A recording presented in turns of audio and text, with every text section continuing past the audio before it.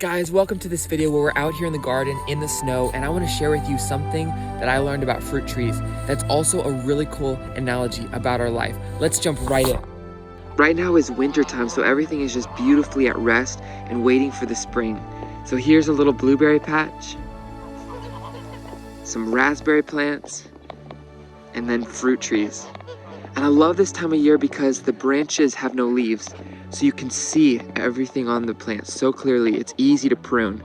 So it's a great time to come and get them ready for the spring.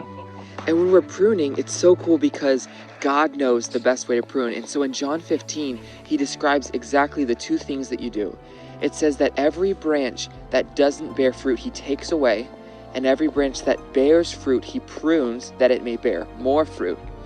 So that's really what we want to do, is we need to know which branches don't bear fruit and which ones do. And on an apple tree, the branches that get a lot of fruit are the ones that actually come out horizontally. Look at that. You see this branch that comes out more flat? That big one, it gets a lot of fruit. And if you come and look up close on these branches, you can actually see the ones coming off that are also flat. They have these buds that are called fruit spurs. And we want that. See this branch here? That's a fruit spur. All these little ones are fruit spurs. And so that branch is going to get a lot of fruit. But there's another kind of branch on a tree that doesn't get a lot of fruit. And that is called a water spout. And you can see one right here. Instead of coming out, nice and flat like these other branches, this one grows straight up and it has no fruiting spurs on it. And really what water spouts do is take away energy from the tree.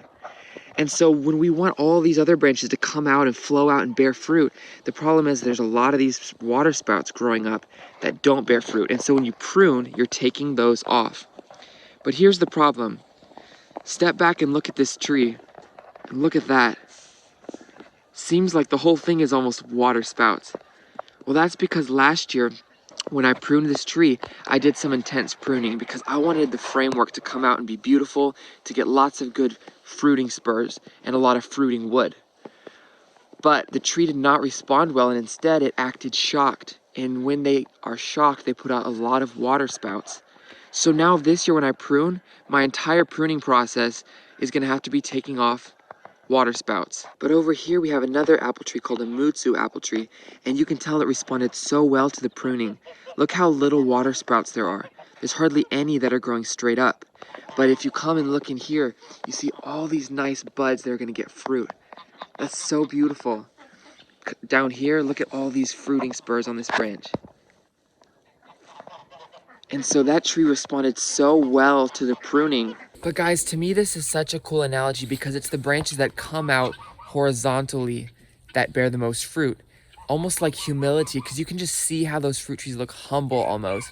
But the branches that are water spouts, they go straight up, kind of like pride, and they don't get fruit. So that's so cool because in our life, the Bible clearly describes how God gives his grace to those who are humble, but he resists the proud. So picture like John 15, God is out there in his garden, he's just going around and pruning, taking off those branches that don't get fruit.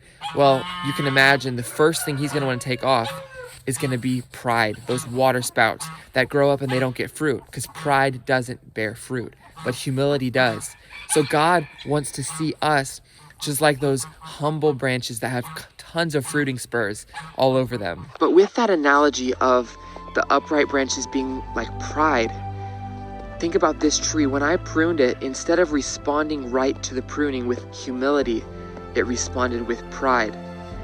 And this reminds me so much of people I've talked to before that have gone through a hard time in life. And instead of bearing more fruit like God wants them to, they responded with bitterness. They responded with pride and anger and bitterness towards God. But if they had only understood that God prunes so that they would bear more fruit, everything would be so different. And this is exactly what we see in Proverbs 3, where he says, "My son, do not despise the chastening of the Lord, nor detest his correction. For whom the Lord loves, he corrects, just as a father, the son in whom he delights." So guys, I want to encourage you, if you are being pruned, if you're being corrected, God's not doing it because he's mad at you. He's doing it because you're a son in whom he delights. So I hope you're getting super excited now, because if God is pruning you, that means he actually delights in you. So when God prunes you, don't be like this apple tree that responded with pride and bitterness. It got a lot of water spouts.